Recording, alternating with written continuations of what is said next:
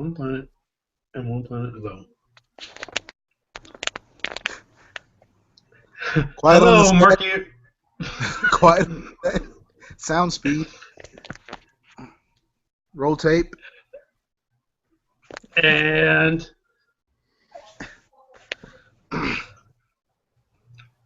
hello, welcome, Earthlings and Mercutonographers, Mercutorians, and Mercurites. This is episode 12 of Mercury's Cast. I am your interplanetary host, Travis Montgomery. Today, Kenny is not with us. Sean Lindell happened to be absent too, but we still got Sean Coca. See what's up to the planetarians. How you guys doing? How you doing? And we got a special guest, somebody who was also on my wedding other than Sean Lindell. His name is Tim. Let's see, McGee. Tim, say what's up to the people out there. How you doing? Via satellite, Durham. What's your Durham?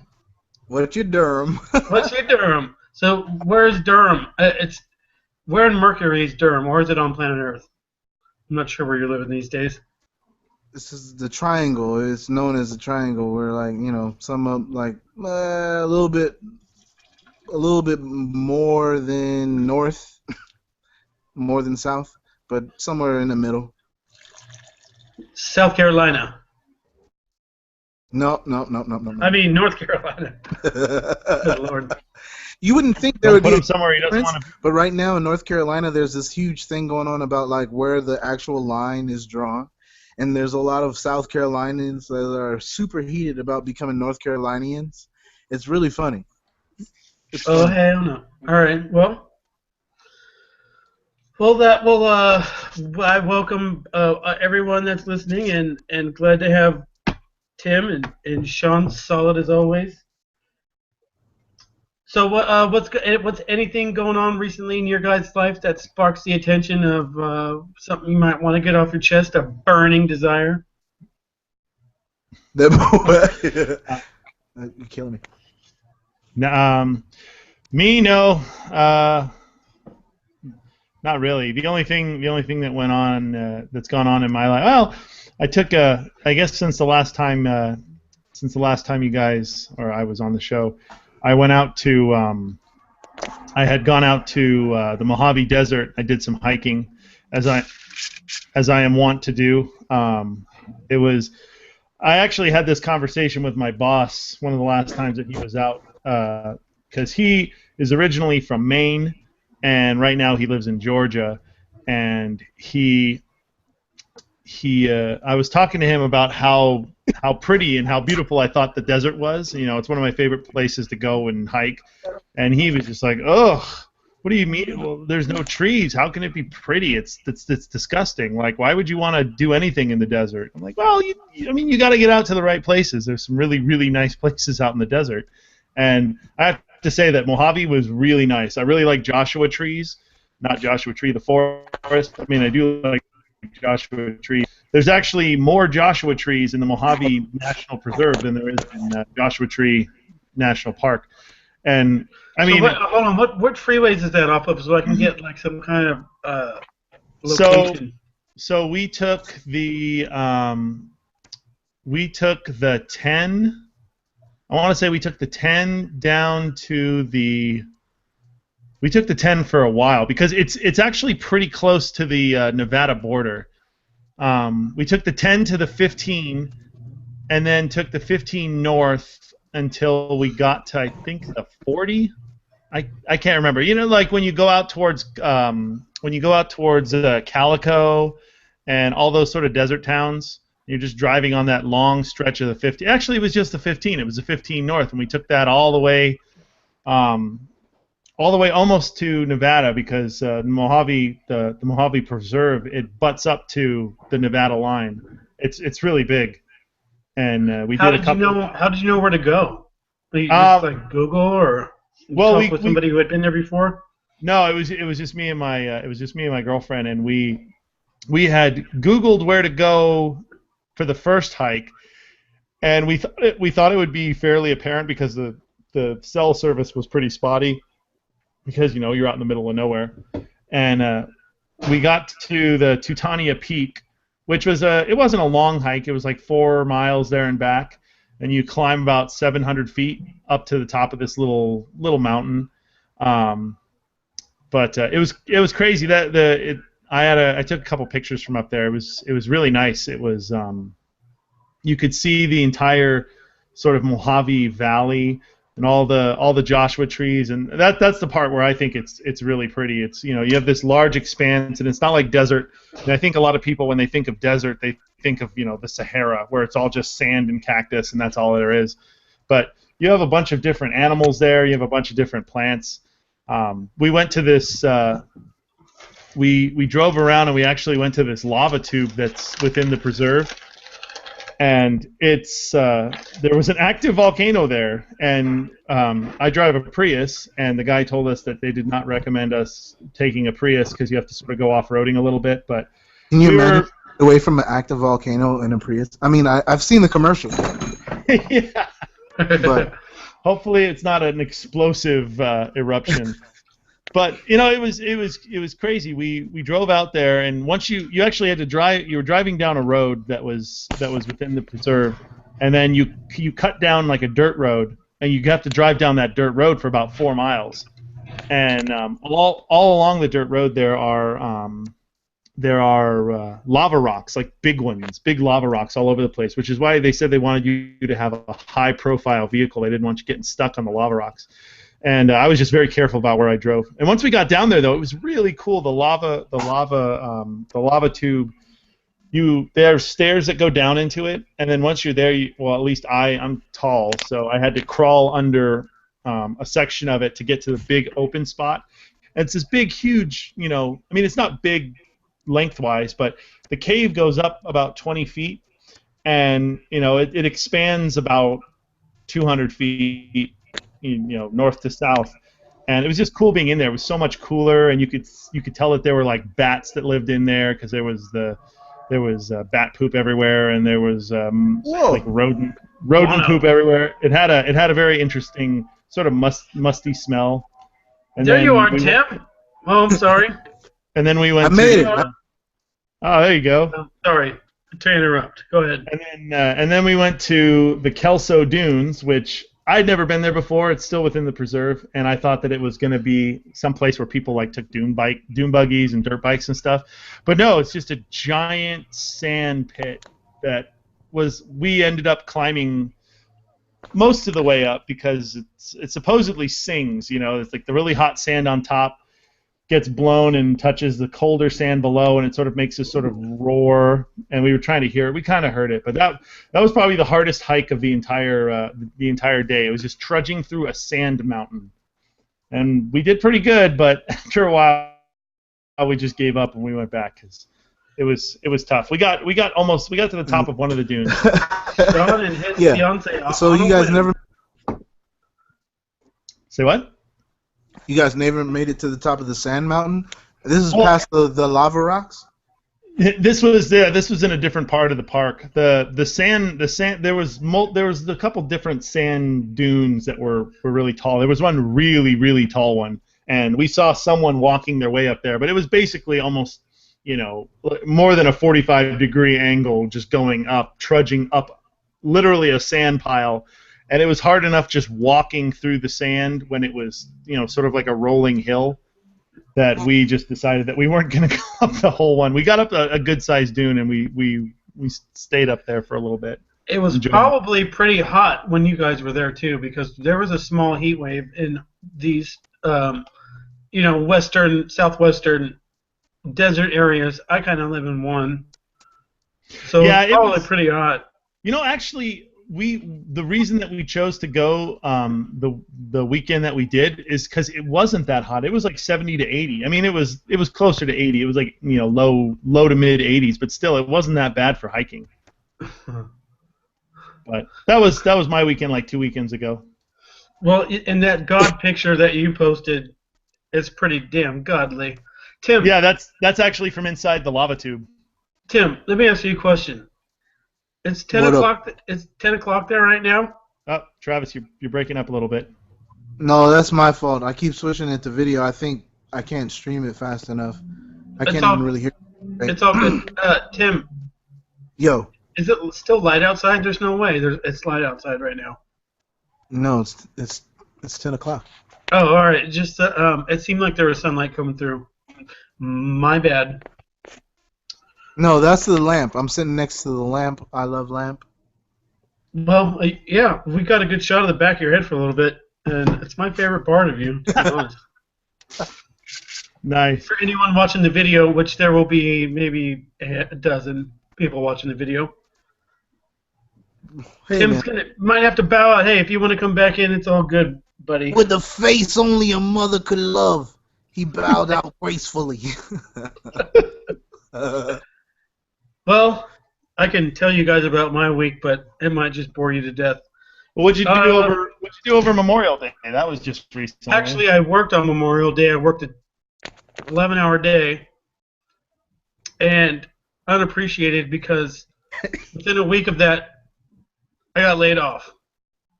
What? I am unemployed. Hey, that's great news, man.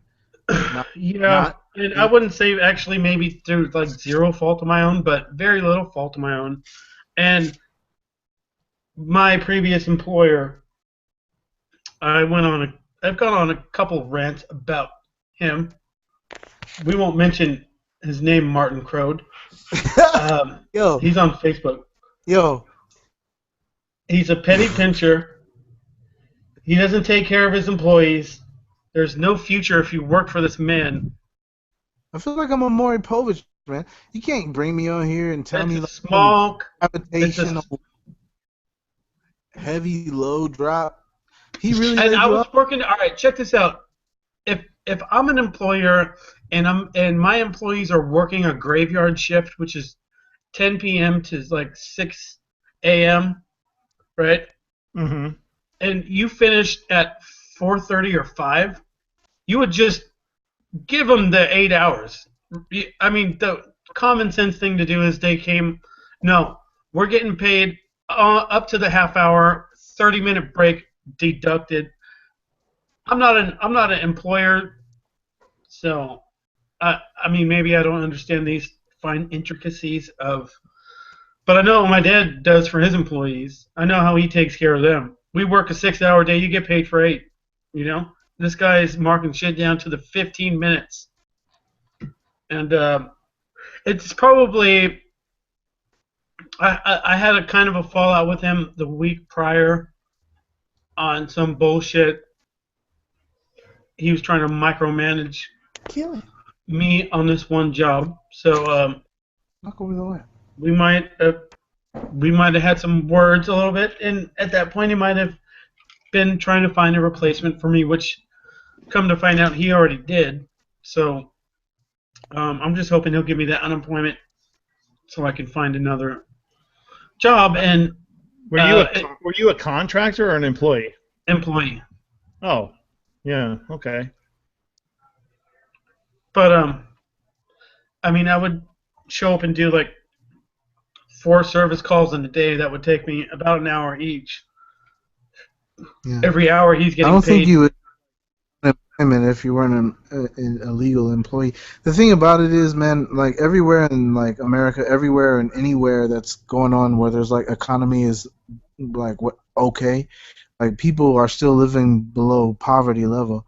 And in job employment, even though it's gone up in the last 3 months, more than like I think it's gone up more than it ever has since 2007. The job unemployment rate, and so like I think that regardless of what's happening in Middle America or whatever, what class or like tax bracket, you really have to realize like either you if you haven't realized like that gap is getting bigger like every year, like you make like pack an earthquake kit. You know what I'm saying? You know what I'm saying? Pack an earthquake kit. Yo, T, Yeah, I'm still. you got me, man. If your boss ain't holding you down, dog, like I was just telling Brandy, like basically like Travis is one of those people who, like, for the last 5, 6, 7 years of my life, I've gone through the whole situation of being laid off for no particular reason, wrongfully. You've watched me go through it. You've watched me go through, like, all kinds of jobs, reputable, like, corporation jobs, or, just whatever. But the bottom line is, if someone's not willing to pay you for the equal amount of effort that you put in, as well as the time and the consideration, like, that's not a good employer. A Right. good employer is It's going to at not. least compensate you. It's not. And he's a dual business owner. He owns a winery. Is it And in Romney? Wait, what is it called? it's in Paso Robles, Crone Vineyards, whatever. It's a new path. It's a new path for me that has been. I think it's going to be all right. I'm going to be able to. Hopefully, if he signs that unemployment paper, I'll be able to go work for my dad, cash under the table a couple days, and it's all going to even out. Allegedly, cash under the table, right? You know. Hey, what do you use that ladder Hey, for in the no, meantime? huh? Yeah, allegedly, cash under the table. It's never happened before, but I'm kind of hoping it does again. Big wink. Yeah. But I mean, I don't think anyone. There's no fucking labor board that's listening to this podcast. It should be fine, Yo, right? bro. Should be fine. Risks. My manager threatened to fire me today because I didn't take a lunch. What? Yeah, You're in the same boat as me? simply the same boat. We should start an insurance/electrical company. We should go to the labor board, bro. So yeah, it's created a little tiff in the household. That'll happen. But I think this is honestly, and my immediate supervisor, Chuck. I mean, how can I put this? We got the jobs done, but he is awkward. He's socially, like, it took about a month for him to even have a conversation with me. No joke. Did you make him feel awkward? Did you make him feel? No. You know, I don't do that. You know, I don't do. I like reserved all my Travisness. I never even like showed that to him because I knew how, like, the guy done smoked himself stupid on that damn methamphetamine. But you know, it's he's got way more experience than I do, and he runs that company. He manipulates everyone. He's ran people out before. I think kind of something like that happened to me before. But hey, you gotta get in where you fit in, right? Or the survival of the, like, fittest. Yeah. All you got to do really is, like, you know what? Is, like, not make any room for any space for marginal error. If you leave no space for error, you'll be fine. But that's not possible. It is possible. It is possible. All you have to do is plan ahead. If you could tell the future, then you've got it. Well, let me know when you can tell me my future, then, please. I can only predict my own, but you know what? I can tell you how you could do yours. All you have to do is basically, like, cut out overhead, passive income. If you could get to a point to wherever it is, like, I heard a millionaire say that you need at least 7 revenue streams to get out of the rat race. I don't know if that's true, but that scared the shit out of me. So now, I'm like, if I could do 2 jobs, 1 hustle, and maybe, like, 1 under the table. And then, like, 3 black market. Yeah. And 1 racket, 1, like, street racket and something. I don't know, man. But the point of the matter is, like I said, right now it's like everybody is trying their best to, not have to, like, just live check to check. Everyone. That's all that there is. I feel like we are a slave to this economic system to where it is created, and no matter how many motivational speakers you listen to and follow their directions, you are almost doomed. And no one's going to make it out of the rat race. That's what I kind of feel like. You got to be, like, super lucky or super privileged. I hate to say the word, but Your name, if your name is Rothschild, or if you're no, let's not go there.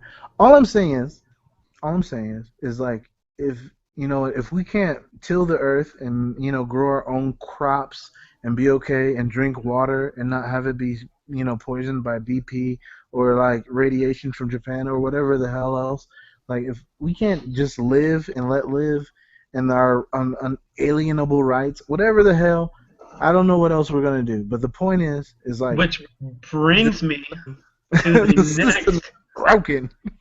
topic, where Philanthropic topic.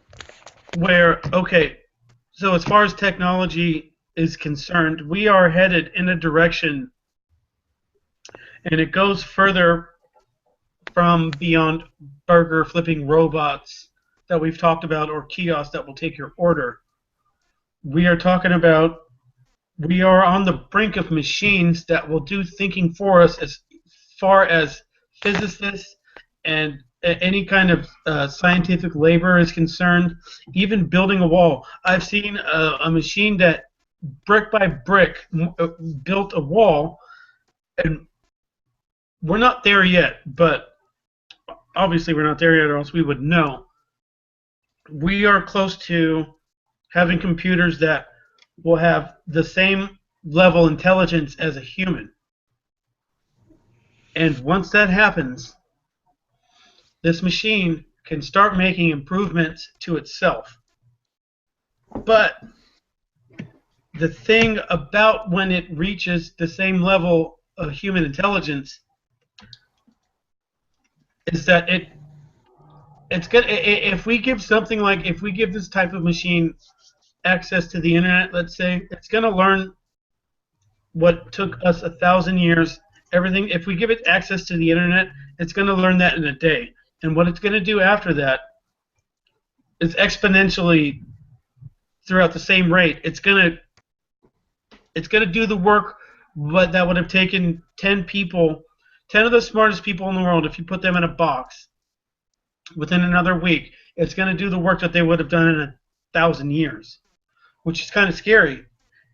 And if you want to think about the potential for something like that, we're talking about a machine that can build with atoms. If it wanted to extract the carbon atoms out of your body and build paper clips is one of the theories that these people, because obviously this is not happening now, but it could be 5 years away, it could be 50 years away. We don't know yet. But once these self-improving machines are on the market, and this is what would tie it into our labor working. Once that happens, there is almost no need for human jobs, human labor. Once you build a machine that can do everything that a human does better, then and this is what I've also said, Sean, you might remember, and this is what I was kind of alluding to in my brain, that what if we just eliminated currency altogether? I don't know if you were there for that one, but that's kind of what I was thinking about. Like, currency itself could be completely obsolete if we have these type of machines doing the work for us. And if you want to think about the dangers of it, well, one of the theories is like, we want to reduce spam and emails. Well, what if you tell a machine, okay, reduce spam and emails? Well, one of the ways to do that is to get rid of all the humans on planet Earth. And so you could probably, in somewhere in the software, you could program inside the software, it's, hey, let's have no harm to humans. Let's just throw that part out the window. But it's tricky when you get something that starts thinking about it for itself, and it's making improvements to itself, that maybe that improvement that you put on, it gets tricky. Well, you basically described the plot of about a dozen different sci-fi movies and books and all kinds of stuff. Like you described the plot of Blade Runner, several different episodes of like Star Trek, I, Robot, basically the entire robot series from Isaac Asimov. He, like this is a topic that the sci-fi Don't forget community batteries not included, bro. and batteries not included. I remember that movie, except they weren't robots. They were aliens. Oh damn, I fucked up. All right. They were little alien flying saucers. I remember that movie. Earmark that. Go ahead. Although Short Circuit would be more in that vein, with Johnny Five becoming self-aware after he gets struck by lightning. All right. But Johnny but Five. Self-aware. yeah, he gets. Remember that movie? He was like a horrific murdering warbot that gets struck by lightning and decides he doesn't want to kill anyone anymore. I never saw that. Oh, it was from the 80s. You never saw Short Circuit? Well, I was born in '81, so I had a chance. Wait, hold on. You never saw any of the Short Circuit movies? No, I at least seen a Short Circuit. I'm ending your call right now. I'll talk to you later. I'm just kidding. But no, I mean it's something that, like I said, it's something that the science fiction community has basically been grappling with for the better part of the last 60 years or so. But it's not science fiction anymore. We are right there. We have in your pocket right now. That phone is almost as smart as you are. It can remember shit that you can't. It can get you places that you would never remember how to get to. It could tell you stuff about the internet that you haven't thought of yet. It's the technology is creeping towards that singularity moment. I guess it's not that we're going to download consciousness onto a computer, which could kind of happen. I saw something not too long ago where they said that was the future anyway. Yeah. I will say this. The whole thing is like, you know what? We live in an exciting time.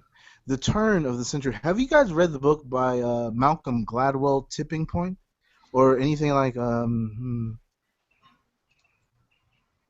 there's another book. The Outliers?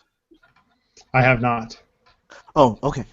And I think like in between, basically Exo Boomers. Well, no, Generation X. We're Generation X. I think that in the last 30 years, the curve at which we have progressed as a society, as a species, has been so sharp that we are living on the brink of the break of the wave. We are like at that space where it's like we went from 1920 to the Industrial Revolution to like 2016. We're gonna kill ourselves with being too smart for our own damn type. That's the other thing that goes along with it. And there's a certain amount of technology that, let's say, for argument's sake, there is a bowl full of marbles. Okay, every marble has it's one certain color. There's red, there's white, and then there's a black marble. So we keep pulling marbles out of this bowl that equals a different new technology that we've never seen before. And like you said, yeah, since 1920 or even before that, the first picture was taken. Now you can take a picture on your phone and send it to somebody in real time. Or we keep pulling technology out. What's that black ball that we're going to pull out? And granted, once you pull these marbles out, you can't put them back in. Once we created the nuclear bomb, which is mutually assured destruction, that shit is it's on the playing field. There's no way we try as a civilization, as a human species, we try and rewind the clock back a little bit, but it's not. Okay, wait, really real quick. Okay, I'm sorry if I There's one he did forget, other than batteries not included, which didn't like pertain, but Skynet. We're talking about Skynet, bro. Microsoft. Yes. We're talking about Apple. We're talking about Xbox 360. Right. Basically, the situation is so that it's so far gone that the tipping point is that Donald Trump is now running for office and can possibly fucking take it. That's where we live. We're living in the point where this is the break of the curve right here, right now. You're on the beach where the tsunami hits. And This is it. imagine if somebody like Anyone Donald Trump got a hold of a super in the intelligent race artificial with full. with full like it's Yeah, just really an take arms it race on. because the first person that designs this brain that could think like a human, but the level of a human, but a million times quicker because the way that electrical circuits work or in the brains, they fire a million times quicker than what happens in our brains. They move at the speed of light. So now you're thinking if something couldn't even it, it be more smarter, the intelligence is just a matter of processing information.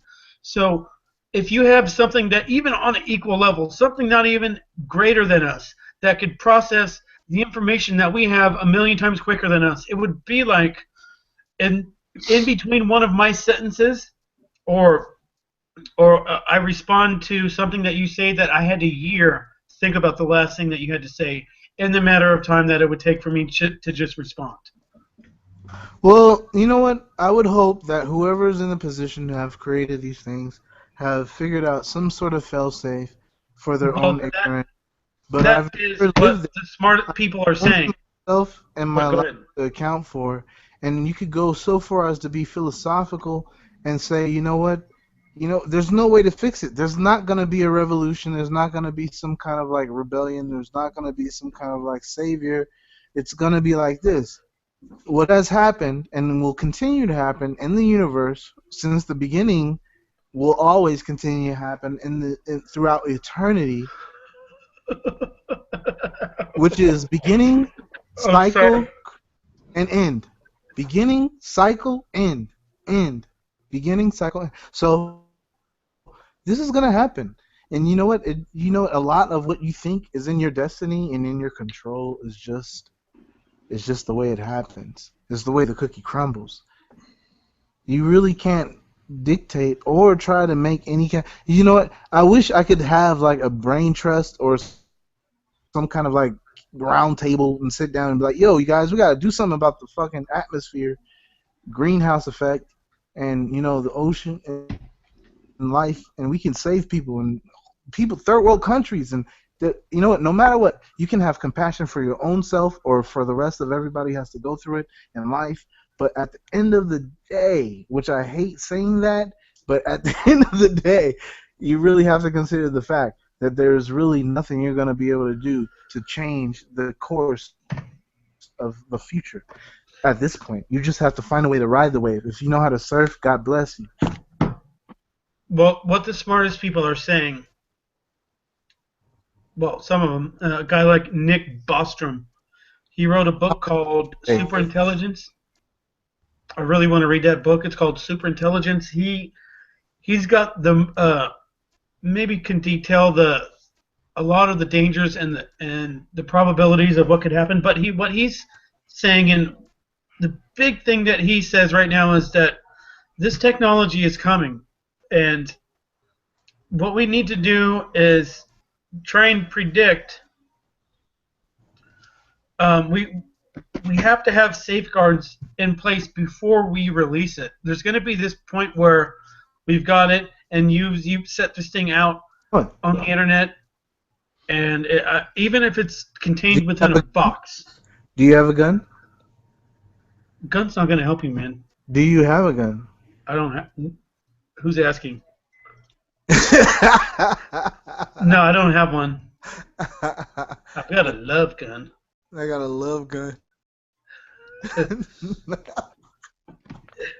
Yo, yo. What are you gonna? What is your defensive plan of action? I I'll say just I want healthy options. I want healthy options, man. there. You can't just present a problem and say, "Hey, everybody, here's food for thought." You're fucked. What do you got? Okay, so it doesn't matter. A gun's not going to help you. So something like this can, in one circumstance that we could foresee is even if this thing is contained within a box, it could be between two of its little implant microchips, or I forget. You know when you solder the damn thing together, and even if it's on a nano level, they can create a vibration that could create a radio wave that could fuck everything up. So that's one thing they've thought Uh-huh. of already. But this thing's going to think of things that we can't think of because it's going to be that much smarter than us. So it's a scary, but it's a wonderful thing also because what if we ask this thing, okay, how can we travel the speed of light, which is something that we can't figure out because of Einstein's theory of relativity or whatever the hell it is. Uh, this thing will be able to figure it out for us. This thing will be able to build planets for us. It's the potential of it is something that we probably don't even understand yet, but the potential for the Yo, future of the human race could be really. I mean, we're talking about something that could build Travis, with atoms, with atoms. Oh, Sean who? dropped off. What's gonna happen if it's gonna build atoms? Build atoms to do what? What's gonna? Whatever you want it to do. I mean, I mean, whatever it can do. We are very fragile as a species as it is. It's like no matter what, like we can die any day. So I mean, like really contemplation on the future is more like if there's something that we can really do, it's like all you can really do is pack an earthquake kit, have something to be prepared for the future, but you don't know what's really gonna happen, and that's why it's like you know what you just like. I hope everyone has a passport. I hope everyone's got their fucking like papers straight. Get your house in order. Whatever's gonna happen, I take a don't know. shower, floss your teeth. You know. You know, floss your teeth, get your nubs shined, Oh Lord. do whatever it is that makes you feel good. And you know what? That actually speaks to what's going on in society a lot more because it's like everything reflects that self gratification today, right now. Just do it. Have it your way.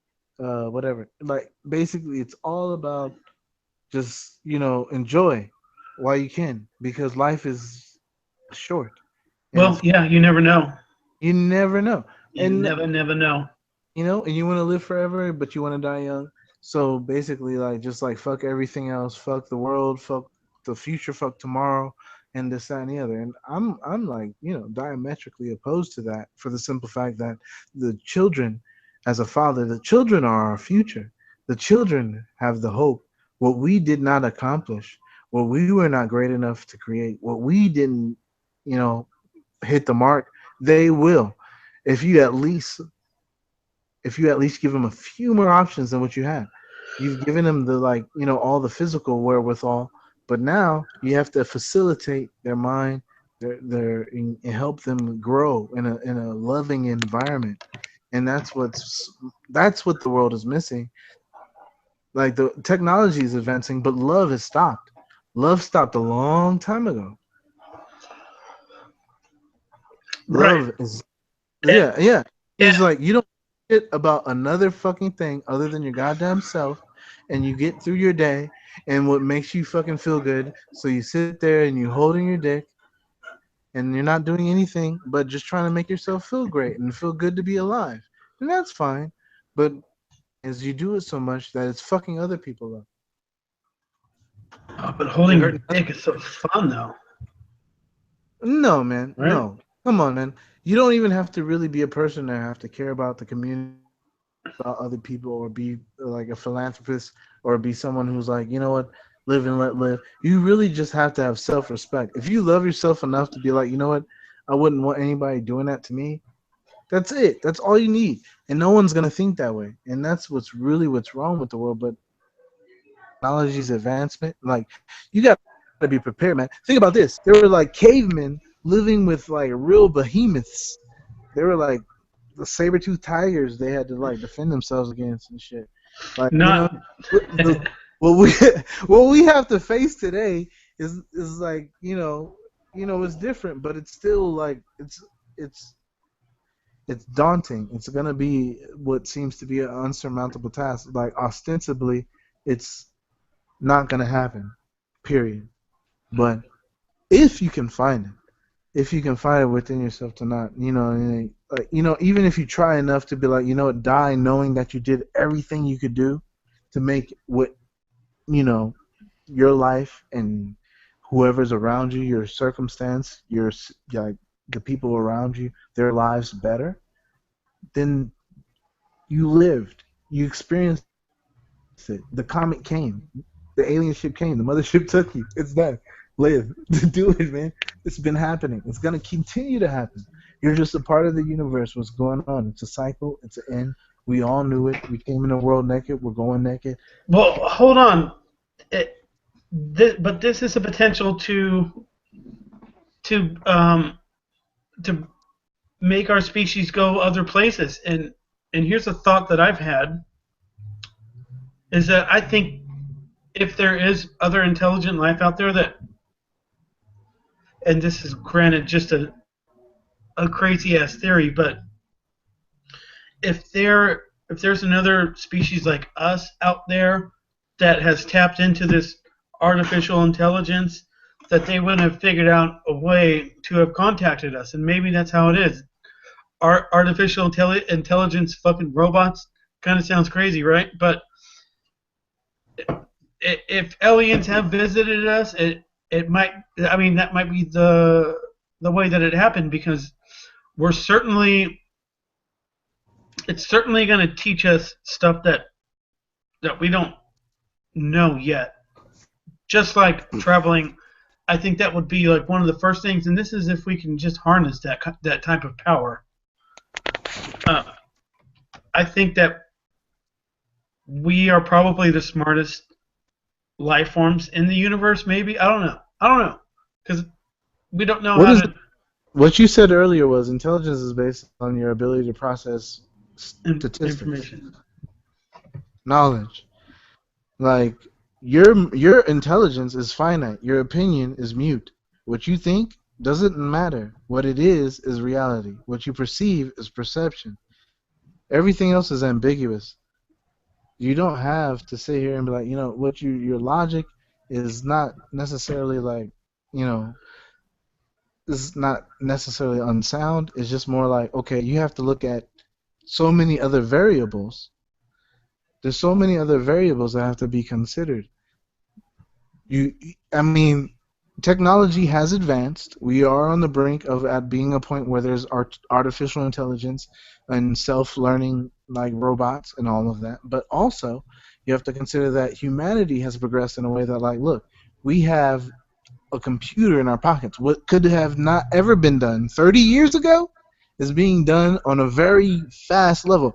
30 years ago, 1970, late 60s, they couldn't even do what we do on our phones with a huge corporation building filled with computers. Correct. So you're on the cusp. You can't really, you know what I mean? Either we you are ride the wave, or it's gonna happen.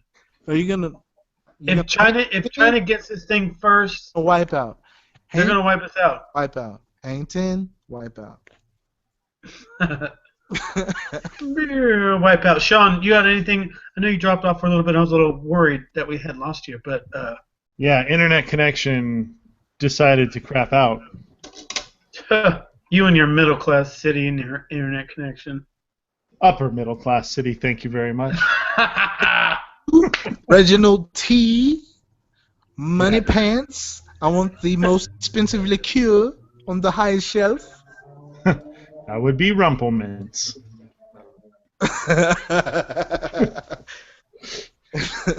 You guys are speaking a language I just don't know. I live in Bakersfield. Yeah, Bakersfield. Oh, what you sorry. doing with that ladder? Can I borrow your ladder, Travis? Here you go. Sorry. In Bakersfield, what do you like? Early Times and Tab, or what? What do you got out there? Pabst. I mean, Old English. Of course, it's Old English. Old English 8. At least it's not Steel Reserve. No! Oh, come on! Don't insult me like that. Just don't go. No, I will drink a Gravity Lager. I will drink a Gravity Lager with some orange juice for breakfast, and I will have whiskey for dessert. Whoa. Yeah. All right. For just on on a Saturday, right? You never had a sidewalk slammer, Travis? Sidewalk slammer. A sidewalk slammer. Is that like starting gate type No, shit? no, no. You've been like Huntington Beach, like when you get to like the 40 with the fucking like It's either. a brass monkey. Come on now. Yeah, a brass monkey, but Don't it's a sidewalk insult me like slammer that. if you do it with. Aw. Because it's Beastie Boys that came up with the brass monkey. You can't do all that. I can sing the fucking song. And what did What? LL Cool J come up with the sidewalk LL slammer? Cool J. You just couldn't do. You See? just couldn't There do you the go. There Beastie you Boys. go. Being racist again. Hey, See? shout out to MCA. LL Cool J. Fuck If we're them gonna with- talk LL Cool J versus like Brass Monkey versus like what I'm saying. Come on, man. All right, I'm just playing. Brass Monkey, that funky monkey. The chunky. Have you guys had the Chunky Monkey by Ben and Jerry's? Ooh, Sidebar. oh yeah. Sidebar. I don't think so. Have you I had don't the? do Ben and Jerry's. I do the Albertsons brand, Safeway brand. Why not? It's all sweet and cold. It's the same thing. Yeah. No, it doesn't have the creamery. You know what I just finished? I finished some mochi ice cream. I got a Jonesin for it and got some mochi ice cream about 2 weeks Is ago. that like green tea Yeah, they have all kinds Asian of ice flavors. cream? Yeah, it just has the mochi around it, the sort of rice paste. What? How does that work? So, Rice paste with your ice cream? well, no, so it's ice cream that's wrapped in the paste. Well, like the paste is it's not a paste. It's sort of imagine it's like dough. It's like rice dough. Oh! I'm with you. Okay, I got you. Yeah, so the ice cream's in the So- middle and the rice dough is around it. Ah, okay. Yeah, okay. Yeah, I've seen those. Yeah, I like them. They're good, and they come in all kinds of flavors. And yeah, you can get the, red bean or green tea or sesame or whatever. But they also have regular flavors too. You can grab. I had chocolate ones, so no, nothing crazy. Chocolate mochi. You know what? I don't know what the population of Asian people out here, but I'm definitely surprised at it. Because the thing is, like, they don't have a lot of Asian restaurants out here, and they don't have a lot of Mexican restaurants out here, and they don't have Del Taco. Oh, Oh, yes. that used to be my favorite fast food place, but I haven't been to a fast food place in probably close to a year, if not longer. Are you vegan, bro? No, I like meat. I'm just like, do you not eat Del Taco for a reason? Oh, no. It's just all fast food. I try to avoid it when I can. So I do. I cook a lot of food, or I go to restaurants, but typically avoid the fast food. And he's lost a lot of weight in the past year and a half or so, right? No, they're poisoning us, but I don't know, man. I just the convenience of it. I really wish I could get to the grocery store and plan ahead of time and have what I need in the house to eat like I want to eat, healthy and on time. But it doesn't happen, bro. It just doesn't. Yeah.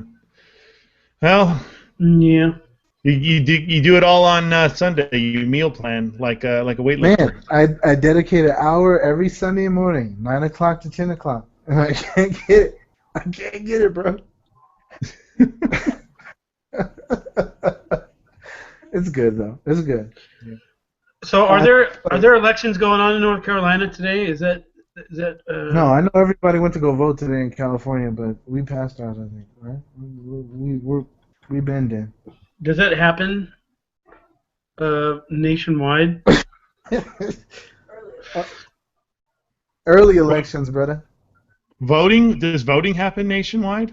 I mean, is everything happened today? Because I know it's for California and New Jersey. Is that every state? It's been no, not a not tad like 5 today. bit early. Can Let's someone see. please explain it for me? Maybe So for we our have our- international listeners, that we have a couple of them. We have a couple of internationals. Yeah. For those who are not from here, basically, it goes like this. You have different states vote at different times, and basically, North Carolina lies in a state where we have already done it. And Yeah. Today it's California, New Jersey, New Mexico, Montana, South Dakota, and North Dakota. with California having more delegates than the rest of the states that are voting today put together. And why is that, Sean? Because it's based on congressional districts, and we are the most populous state in the union, so we have a lot of congressional districts based on population. And how do you feel about that, Sean? Loaded question. No, congressional districts I'm fine with. I'm more upset about our state assembly districts and how big they are, but yeah. The thing about the voting today is that the big story is Trump's already secured his 1237 that he needed. So there's no question that he's going to be the nominee because he has enough votes to get it on the first ballot at the election or at the primary, whatever. What is it? The party whatever caucus. Same thing. But Bernie Sanders has been telling everybody to keep voting for him because in terms of pledged delegates, like the actual people, the delegates that go to the candidate based on the vote of the people, he and Hillary aren't that far off. She blows them out of the water when it comes to super delegates, and his whole thing is that says that he's going to petition those superdelegates at the convention. That's the word I was looking for, the convention. The Democratic convention in about a month, and it's in, where's it in? It's the Republican one's in Cleveland, wherever the hell the Democrat one is. He's Isn't planning it on the place every year? I really don't follow politics enough to even really know. Let's see, Democratic National Convention 2016. It is in Wells Fargo Center in Philadelphia. So July 25th to the 28th. That's where they're going to nominate their candidate for the presidency. And so he's telling everybody, keep voting for me because I am going to petition all these superdelegates and get them to change their vote. They're all saying that they're going to vote for Hillary. So last night, the Associated Press, in a really reminiscent thing from the Dewey and Truman, or no, Dewey defeats Truman. Is that what it was? Or I really have no idea. Yeah, Dewey defeats Truman in the Dewey-Truman race. It's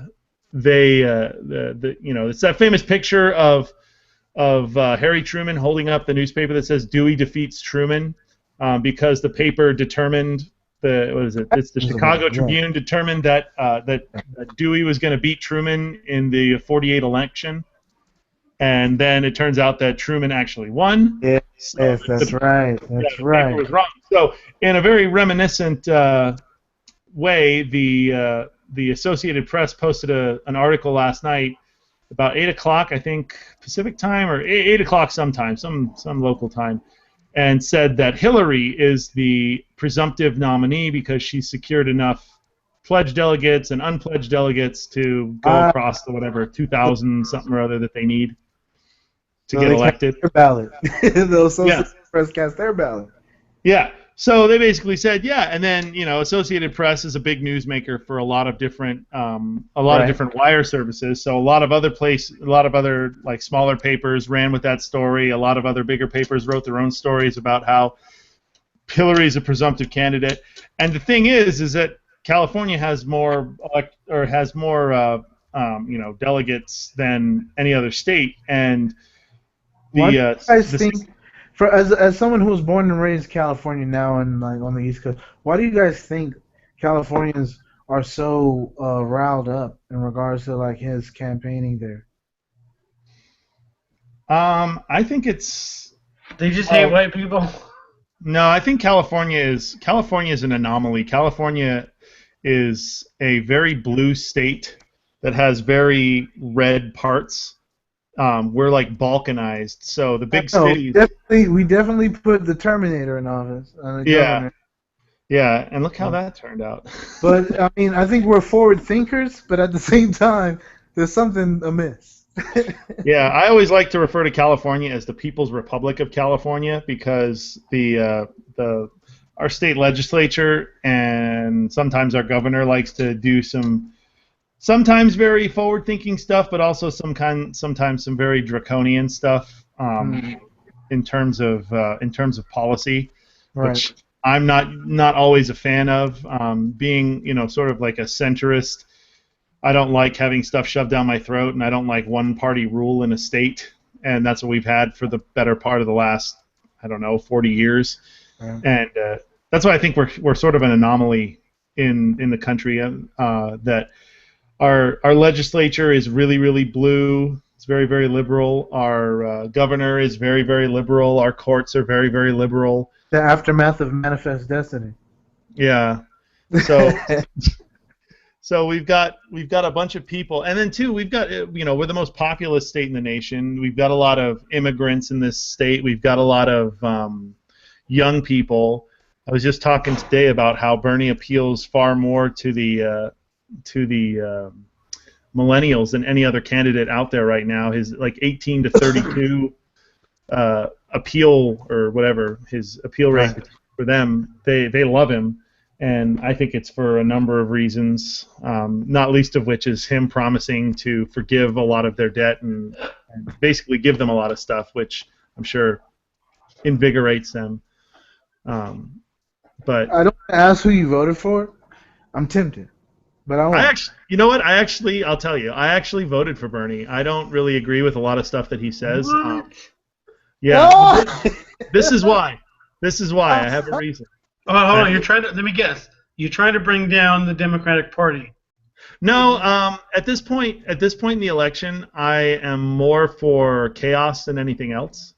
So I feel like Yeah, voting for Bernie today helps fuel that chaos that's going to lead Right, into because the. you want to bring down the Democratic Party, Um, which is kind of the Well, I more wanna that bring- the more I that wanna the party is divided between Bernie and Hillary, the worse off they are going to be moving forward.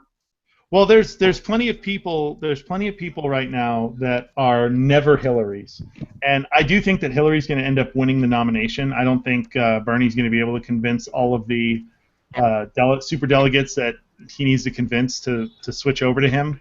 There are plenty of people that have outwardly said, "I will never vote for Hillary," and I don't blame them. She's a terrible candidate. I think she's probably, I don't know if I want to say she's the worst candidate of the remaining three, but she's definitely one of the least likable. You ever notice how she always yells at her rallies, even though she has a microphone in front of her? Yeah, when she tries to speak over the cheers. Yeah, but she has a microphone in front of her that makes her louder than the crowd, and she says, "Thank you, everyone, for voting for me today." It's like, shut up, use the microphone, get closer. Just makes you sound like a crazy old lady who's screaming at traffic. You old bat. Yeah, but I voted for yeah, Gary Johnson today. well, he already has the nomination though. That's why I didn't vote for him. He has the Libertarian Party nomination already. Well, but it's a percentage thing that kind of counts, right? Well, I mean, it's in the primaries. I don't know if it counts in the primaries because they had their convention I think last week or the week before where they had that naked guy or the guy in his underwear that was dancing around. So I think he's already their nominee. That's why I just wanted to throw a wrench in, do some chaos. I am a no party preference voter, and so I have to actually request the ballot that I want to use because California has closed primaries, and I have to request whichever party's ballot that's not Republican because they have a closed primary in their own party. You can't vote for a Republican presidential candidate if you're not a Republican. And don't you find it weird that if you're registered one way and you decide to change your mind, that you can't? Well, you can. You just have to do it within the time frame to Right. get to change it. Which I feel like the time frame is fairly liberal. I think you have until like 2 weeks before the election to determine whether what party you're gonna be. I was trying to explain to my girlfriend today why people like closed elections as opposed to closed primaries as opposed to open primaries, because the thought is that you can, as you know, in an opposing party, you can gather enough people together to vote for a really poor, weak candidate who will inevitably tank against their candidate.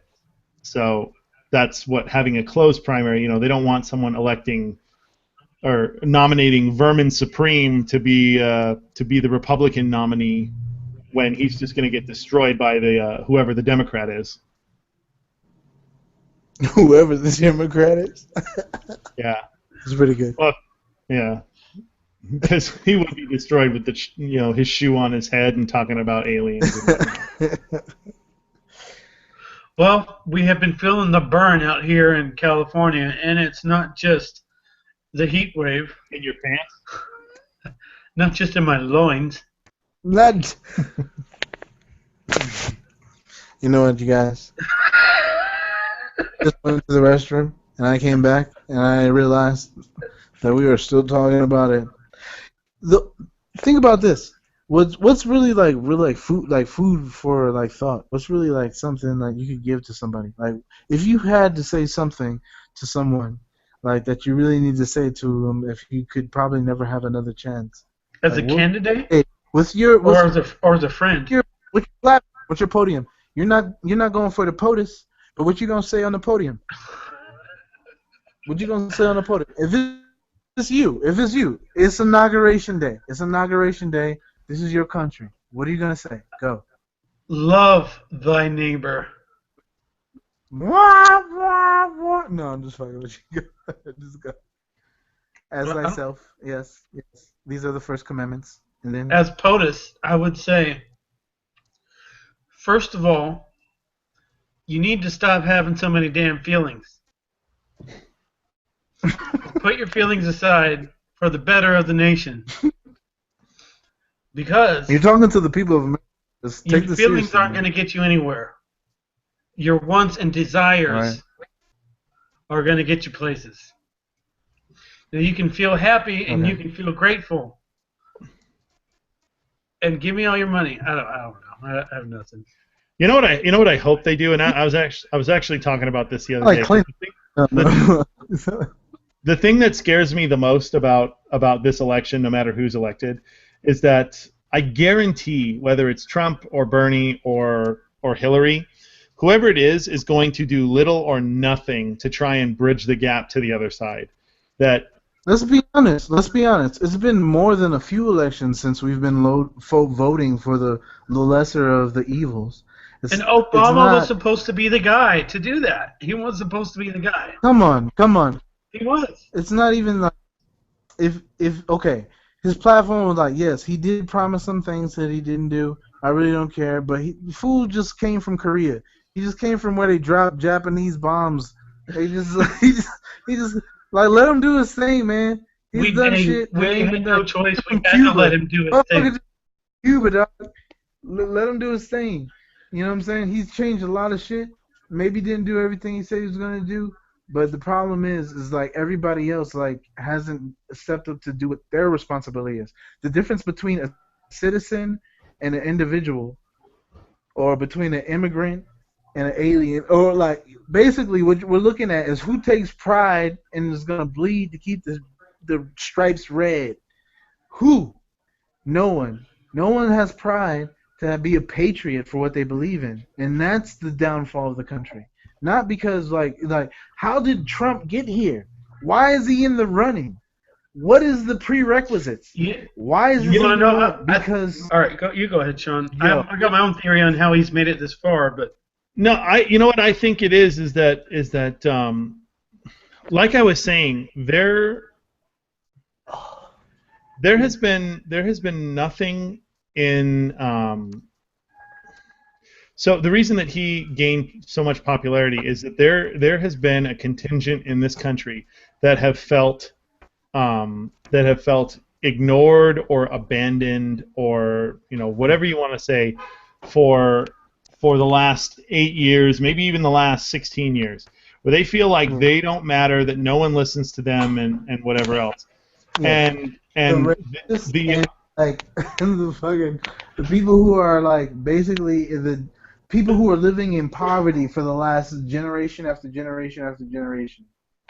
People who have having to be like, you know what, it's our time now. Punch people in the the face? thing Hell yeah, I'm ready to punch people in well, the face. the thing that I was network change. The thing that I was worried about is that basically you've got a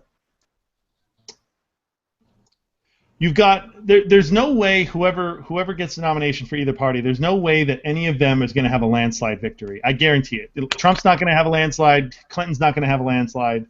Sanders isn't going to have a landslide. It's not. There's going to be no 49 out of 50 states going to one candidate. It's going to be the same thing that we've had in the last couple of elections, where it's split pretty much down the middle.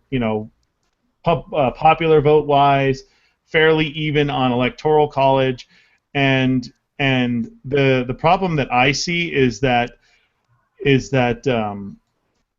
whoever gets in is going to take that victory as a mandate. No matter what the percentage is, no matter what the victory margin is, they're going to take that victory as a mandate. So basically, the American public elected me. They want me to do all the things that I said I was going to do, even though probably close to half the country didn't vote for them and don't want those things. And my fear is that there's going to be no effort made to either appeal to those people, get them on their side. It's basically going to be like, well, I'm elected and I'm doing what I want, so screw you guys. This is my country now. Deal with it for the next 4 years, probably 8 years. And I think that's all that's going to do is going to create a more polarized country, and it's going to be worse than it is now. In 4 years, it's going to be worse in this country than it is currently right now in terms of how people act towards each other and how angry they are and how much they demonstrate and Yeah. No, you're basically they just basically demonstrated on Wall Street. They're demonstrating on Wall Street. They're demonstrating in like California. Now, it's a perfect storm, right? Now you have the elements where you have that going on, and you have what's going on in the world, and you have everything. It's the perfect storm. So now, like, if you think about it, isn't it a type of situation where it's like, okay, if they're bringing the troops home, if they have people at like Union Station with sub-auto machine guns, like they're from the military, but they're policing the streets, what do you think is going to happen? It's it's predictable almost. You know what I mean? It's like, you combine the situation with like, okay, the situation, the economical situation, the political situation, the philanthropic, if you love people and what's going on in the third world countries, what's going on. Like, if you really take a look at it, we're just happen to be at that cusp. We're in a space and time where everything is bending at a 90-degree angle, if not more. This is a very acute, sharp turn that we have to take. And if we don't die in it, if it's not if it's not this, astronomical extinction level event that I see coming up. But then, if it's not. But, I think we're capable. I think if you combine what Travis was saying about like the technological advancement combined with our disintegration as a society, not being able to take in the considerable situation. It could be a superbug that, like something like for example, bird flu. If the bird flu mutated, I think we're trying to go to Mars. You think war is like profitable? War is profitable, and trying to get to Mars in the next 15 years. We're going to Mars. We're going to Mars within the next 15. Yeah, we're going by 2020. Next 15. They've already got the people selected. They've already got all that shit figured out. Enough food to feed the people that are here. Like, it will take what feeds an average American today. And 15 years from now, would have to like. Well, what they're going to do is they're going to they're going to be able to make food edible after it's already been digested out of your anus. That's true. And they're growing. It's like They're in, growing. it's like in the, They're finding it's like all in the kinds movie. to stay The alive. centipede. But it's not gonna work. Okay. What do you think is gonna happen to the 15 people that are gonna go to Mars? They have to be able to get along is the first thing. Because if you can't What if get one of them along, fuck and they start like, you know what? I'm gonna like drain this bitch of oxygen.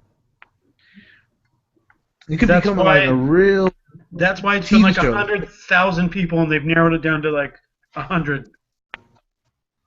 I thought it was 15 people. Isn't the first people that are going to Mars a 15 crew? And I think it's like 3 or 4 or 5. I don't know. No. What I've heard, maybe it's 10. I can't remember on the Neil deGrasse Tyson podcast. Is that shit's going down for real? No, they're going. I think it was like. It's a one-way trip another though. It's a one-way trip. Yeah, They it's a one-way trip. You can't come back. You don't even know if you're going to be able to land. There's no landing strip. But they've found flat enough pieces of land in order to be able to land on there. I mean, Are you kidding me? And then what? and then you set the rover down and for its final descent.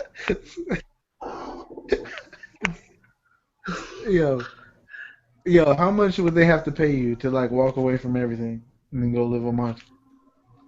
But depending on how me and my wife are getting along, maybe not that. You can't go there. Just give me Right now, 40,000 I'm ready a year. to leave. I'm ready to leave right now. Put me on the fucking.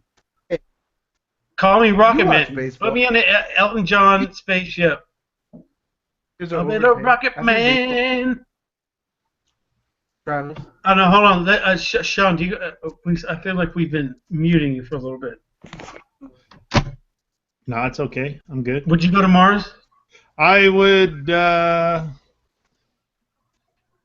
Yeah, I'd go if I could take my girlfriend with me. So you guys might not be able to get along in that close quarters, though. No, No, we what get if you along. guys in a situation like, you know, you guys are like, I don't know. I mean, what's that as soon as someone farts, it's over. You're in a cab.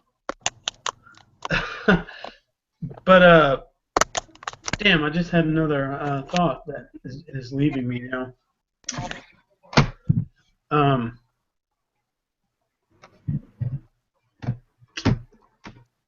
Well, in other news, White Grape White House?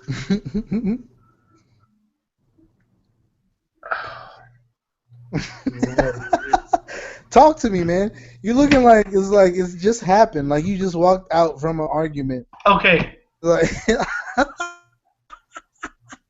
you're looking at me like you just like I'm so through. okay, no. All right, here's what I was gonna say. So, Sean, you don't have to go. Let me tell you why. Why? Because it's if you would give me a chance, I no, just kidding. It's going to be the biggest reality television show ever once they decide to do it. So you don't have to go. I knew it. No. It's going to be a TV station. It's going to be a 24/7 thing. You're going to be able to be there without being there, so to say, and you don't have to have your name on the first moonstone, Mars stone. You can just view it from the planet Mercury and be like, I don't have to go there. I can Nice. view it from here. But I mean, you know that it's got to be, once they do it, it's going to be the biggest. I mean, the Kardashians, they're going to. Maybe we gonna could be send obsolete. them. Let's send them. We should send the Kardashians All of them. and then have them fight the whole way there. That's entertainment at its best. Just send like a fucking some kind of scientist, some kind How of many of them are biologist. there? How many of them are there? Like 10? Too many. So, let's say that there's 12 of them. Only send enough food for 11 of them, and let's see what happens. Kim can't go because No, she can go. no, she can't go because she's gonna feel so like destroyed by being left out, that is going to in itself be a win. Have you guys ever seen that series Lost? Yes. You know how it gets on Um, that island? sporadically. I know, but imagine if you're No, in a man. tube, like a smell-proof tube. Have you guys ever seen Total Recall? Yes. Which one? Which one? Did they make a remake?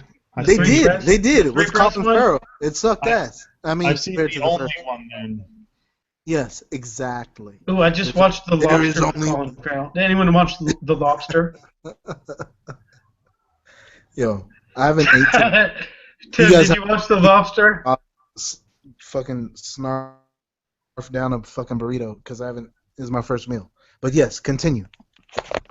Snarf down your American burrito. We are a fan of that. Did you put it in a toaster oven? Alrighty then.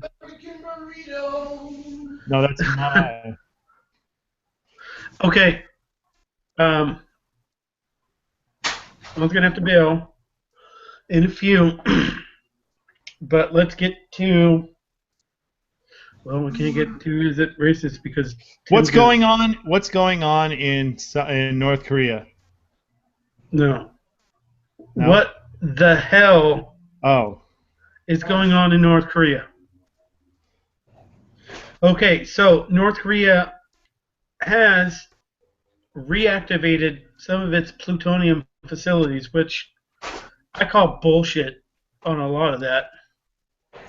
But let me read you a little excerpt. North Korea is the only country to test a nuclear weapon this century. What? Well, because after a while, we, as humans, decided that it is unconstitutional to test, or whatever the word would be. Let's go with unconstitutional. To test nuclear. At first, it was you can't do it on land, and then it was like you can't do it at sea, and then it was like you can't do it below ground because it contaminates. So whatever. The isolated pariah state ruled by totalitarian Kim Jong-un proudly boasts of its military technological accomplishments. With much of the outside world cut off, it's hard to vet how much progress, if any, that's what I say, the country is making on nuclear until it tests them. But satellite images give some evidence that the work is underway. They've been testing. They've been testing for a long time. It's not about. You know what, man? Ride the wave, man. I'm guessing that they have little to nothing accomplished because that country exists only because of propaganda. I'm the type of person. I know a person that was born in Korea that's made it here by way of let's see, I think it was like Panama, but basically like the thing about it is like if they have the capability, there's difference. There's difference from like what you can do to stop it, what you can do to like deliberate on it, what you can do to like save the people you love. What I'm talking about is at this point, like life has gone on so long and so far, and at the rate that everything has progressed in the last 30 years, there's no way if you were born 20 years ago that you could compensate for the progression of life and like our ability to do what we can do with nothing, with practically nothing. I don't know what you're talking about, but that shit sound good though. Dude. I'm talking about what you guys were talking about. Basically about the technological advancement. No, we're talking about what the hell's going on in North Korea. Yes. Okay. The Manhattan Project. You're not fucking listening. All right, I digress. The technological fucking advancements has brought us to a brink, and basically you have a decision. Can you stop it? No. And even if you can go back and visit like where it dropped. If you could go to Hiroshima, if you could go and visit there and be like, hey, you know what? That wasn't right. You know what? There are still kids being born generations after it happened with like physical defects. I What agree. And you it's not cool. It is not cool. And if they have the capability, if North Korea has the capability, and if they can, and they pull that trigger, it's gonna like ignite something that you can't prepare for or do anything to stop. All right. Well, yes and no. North Korea doesn't. They barely have running water and electricity in half their damn country. And like Sean said, it's a propaganda state. That's the only. But they are. I think they might be starting to be on the brink of something. And according to the United Nations nuclear watchdog, new evidence shows that North Korea is back at I just processing plutonium. be the type of person to plan for the worst. I plan for the worst, in the worst case scenario, if it so happens that I'm wrong. If I'm like, 99% right and 1% wrong, Yeah, well, no one thought that Trump what would do I get do? this far. Now, did they? So there you Yeah. go. Well, True. The Yongbyon reactor was built in the 1980s, which tells you how outdated it is, and fuel from it powered North Korea's first nuclear weapons. The IAEA, which is the International Atomic Energy Agency, which oversees a lot of the stuff like the Iran deal and who's, processing what. The IAEA inspectors were briefly let into the country to monitor the shutdown of the nuclear facilities as a part of thawing relations between North Korea and the rest of the world. But by April 2009, the inspectors were kicked out. So that means they've had 7 years now to do whatever. They probably spent every single resource they have into developing plutonium. And Sean, whenever you need a bow, just say bye to the people so we know that you left.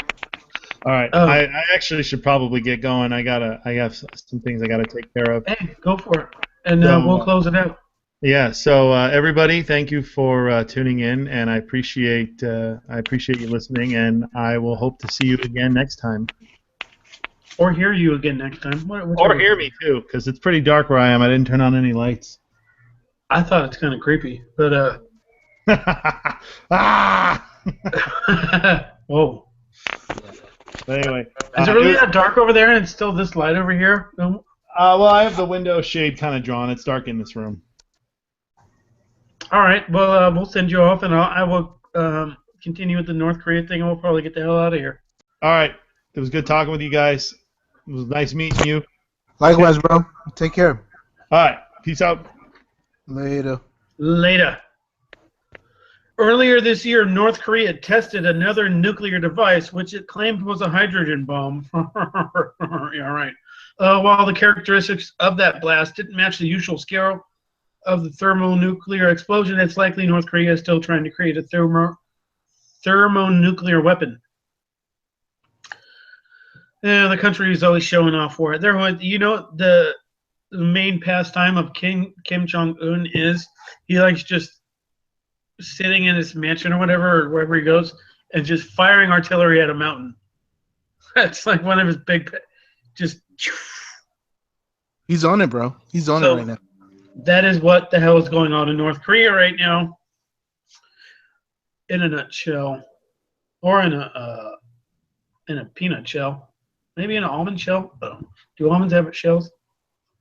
A nuclear war shell. A nuclear almond shell. Huh? Ah. I told you, man. I got a burrito. Okay, well, maybe it might be time to cut it off. What we do at the end is we send some shout outs and tell everyone to step their game up. I'm pretty happy with the AI discussion. You know, what I said is real, and I hope people, it's coming. Whether you want to downplay it, whether you want to forget about it, 5 years, 10 years, unlikely 100 years, more likely within 50 years, these kind of super intelligent computers are coming, and we have to know how to deal with them. I urge anyone that's interested in the topic to go listen, to go Read the book, and Tim, you too, read the book. Read the book, Super Intelligence by Nick Bostrom. the gospel, the holy gospel by Jesus Christ. I mean, it could that could be. It could listen. Listen. New Jesus. Hey, it's my movie. It's my movie. I came up with New Jesus. New But Jesus. if we created a race of super intelligent robots, just like the movies, that could be a rebirth of the next living thing on planet Earth. Yeah. It could be, or if we're intertwined with it or not, time will only tell, right? As will, the decision of the people who are really well grounded in what they believe. What kind of burrito you got going on over there? I have a carne asada burrito that is not from California or anywhere near Mexico, but it is whatever it is. Was it frozen or was it half eaten? It was brought from across the ocean. No, actually, it was from this place called Chubby. Chubby. You know that it's some East Coast fucking Mexico food calling chubby tacos. Even over here, it's not like a real authentic Mexican name. It'll be like Que Paso Tacos, like something that everyone knows, like Hola Tacos or Tacos La Villa. It's not like Chintaron Tanchadam Bandon. It's like in LA, you can't even understand what the word of the title of the Mexican food place is. But out here, it's simple. It's like La Playa Tacos. Oh, the beach. You know that one. Over there, it's like El Cachon, Hola. It's like, what the fuck? If you're not from Miami, then just fucking forget about it. Huh. Pretty much. Send that shit overseas. Damn it. In a war shell overseas. All right, well, let's get the hell out of here. Let me give a shout out. Shout out to Kimbo Slice, god damn it. Kimbo Slice died at 42. So sad. I think it was because of that fight. He got famous off of E-Bomb. Well, the Dada 5000 fight that he was in, Dada 5000 had heart failure. I didn't hear about that. Did you know the fight that I'm talking about, though? No, I haven't heard about it. That was his last fight, and it was on Bellator. You know Bellator. Yes. So Kimbo and Dada 5000 fight. That was like they're both from that Florida, South Florida bare knuckle scene. Yeah. Dada 5000 had that documentary called Dogfight. You never seen it? Dude, you got to go watch that. Anyone that has not seen Dogfight, go watch it. It basically tells a story about a bunch of inner city. We got really short amount of time because this computer's about to die now. Go watch Dogfight. It shows the inner city youth that find a way of fighting in backyards, beating people up for making money and getting themselves out of the hood or whatever. Shout out to Kimbo and Muhammad Ali, right? The greatest. You got something to say about Muhammad real quick? You know what? In terms of just 30 seconds. Athleticism and political advancements is he's definitely one of my greatest, influences. Maybe next time we have you on, we could go into depth about that. That seems like something. Excuse me. That seems like a segment. Yeah. Right. That seems like a seg. All right. Put some notes down. Tell everyone to step their game up because that's what we do at the end of the Step podcast. your game up. Step your mercatorial game up, bitches. Anything else? Michael Jackson is still alive. Michael Jackson is not alive. As well as Mr. Rogers. He is as alive as Muhammad Ali and Kimbo. I think Kimbo was supposed to fight next month against James Thompson. I think he can still win, though. He's not going to win from where he's sitting. You wrong.